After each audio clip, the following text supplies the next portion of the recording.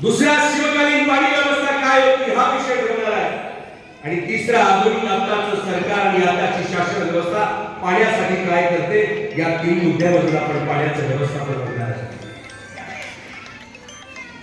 भारतीय संस्कृती आणि भारतीय आध्यात्मिक अधिष्ठान पाहिलं की पाण्यासारखी प्राकृतिक संस्कृती या देशामध्ये निर्माण झाली आहे. तुम्हाला सगळ्यांना माहित आहे प्रभू रामचंद्राचा जन्म ज्या अयोध्येत झाला त्या अयोध्येच्या बाजूला शरीर नदी वाहते.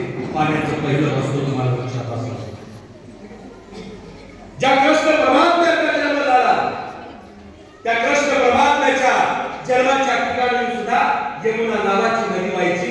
पाण्याचं स्रोत पिकत आहे. जेवढ्या गाव संस्कृती निर्माण झाला जेवढी संस्कृती या देशामध्ये विकसित झाली ती सगळी संस्कृती आणि ती सगळी विकासाची गावं ही पाण्याच्या कडलं आहे. पाणी हे सर्वश्रेष्ठ आहे. पाणी हे जीवन आहे. हे अनादी कालाच्या ऋषीने आपल्याला सांगितले. प्रभू रामचंद्राचं उदाहरण आहे. कृष्ण परमात्म्याचं उदाहरण आहे.